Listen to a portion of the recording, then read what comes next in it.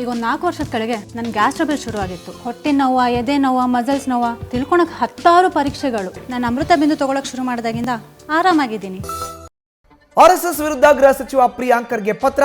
RSS ಬಗ್ಗೆ ಪ್ರಶ್ನೆ ಮಾಡ್ತಿರೋದು ಯಾಕೆ ಗೃಹ ಸಚಿವ ಪ್ರಿಯಾಂಕ್ ಖರ್ಗೆ ಅವರು? RSS ಬಗ್ಗೆನೇ ಮೇಲಿಂದ ಮೇಲೆ ಯಾತಕ್ಕೋಸ್ಕರ ಪ್ರಿಯಾಂಕ್ ಖರ್ಗೆ ಅವರು ಮಾತಾಡ್ತಾ ಇದ್ದಾರೆ. ಪತ್ರ ಬರೀತಾರೆ ಮೋಹನ್ ಜಿ ಭಾಗವತ್ಗೆ. ಅದಾದ ಬಳಿಕ ಮತ್ತೆ ಮಾಧ್ಯಮದ ಮುಂದೆ ಬಂದು RSS ಬಗ್ಗೆ ಮಾತಾಡ್ತಾರೆ. ಗೃಹ ಸಚಿವ ಪ್ರಿಯಾಂಕ್ ಖರ್ಗೆ ನಡೆಗೆ ಇದೆಯಂತೆ 5 ಪ್ರಮುಖ ಕಾರಣಗಳು. ಆ 5 ಕಾರಣಗಳ ಬಗ್ಗೆ ರಾಜಕೀಯ ವಲಯದಲ್ಲಿ ಈಗ ಚರ್ಚೆ ಆಗ್ತಾ ಇದೆ. ಪ್ರಿಯಾಂಕ್ ಖರ್ಗೆ ನಡೆಯ ಆ 5 ಕಾರಣಗಳನ್ನ ನ್ಯೂಸ್ ಫಸ್ಟ್ ಇವತ್ತು ನಿಮ್ಮ ಮುಂದೆ ಇಡ್ತಾ ಇದೆ. ಹಾಗಾದ್ರೆ ಏನು 5 ಕಾರಣ? ಆ 5 ಕಾರಣನ ಇಟ್ಕೊಂಡೇ ಗೃಹ ಸಚಿವರು RSS ನ ಟಾರ್ಗೆಟ್ ಮಾಡ್ತಾ ಇದ್ದಾರಾ? ಈ ಪ್ರಶ್ನೆ ಎದುರಾಗಿದೆ. ನೋಡಿ, ಕಾರಣ 5 ಇದೆಯೇ? ಆ 5ರಲ್ಲಿ ಮೊದಲನೇ ಕಾರಣ ನೋಡೋದಾದ್ರೆ RSS ರಾಷ್ಟ್ರೀಯ ಮಟ್ಟದ ಸಂಸ್ಥೆ. ಟಾರ್ಗೆಟ್ ಮಾಡಿದ್ರೆ ರಾಷ್ಟ್ರ ಮಟ್ಟದಲ್ಲಿ ಮನ್ನಣೆ ಸಿಗತ್ತೆ.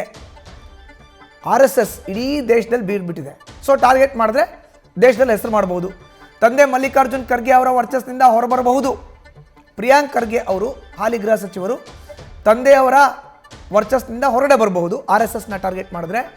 ಕಾರಣ ನಂಬರ್ 3, ಕೇವಲ BJP ಟಾರ್ಗೆಟ್ ಮಾಡೋದಲ್ಲ, ಅದರ ಬೆನ್ನೆಲುಬಾಗಿರುವಂಥ RSS ನ ಟಾರ್ಗೆಟ್ ಮಾಡಬೇಕು.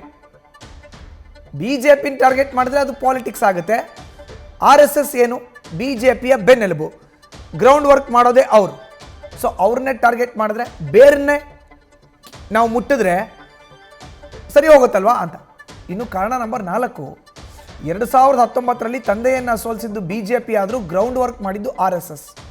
ಕಲಬುರಗಿ ಲೋಕಸಭಾ ಕ್ಷೇತ್ರದ ಚುನಾವಣೆ ಇತಿಹಾಸ ಒಂಚೂರು ಮೆಲ್ಕು ಹಾಕೊಳ್ಳಿ. ಮೊದಲ ಬಾರಿಗೆ ಮಲ್ಲಿಕಾರ್ಜುನ್ ಖರ್ಗೆ ಅವರು ಚುನಾವಣಾ ಅಖಾಡದಲ್ಲಿ ಪರಾಭವಗೊಂಡರು. ಸೋಲಿಸಿದ BJP ಅಭ್ಯರ್ಥಿ ಇರಬಹುದು, ಬಟ್ ಸೋಲಕ್ಕೆ ಕಾರಣ ಯಾರು?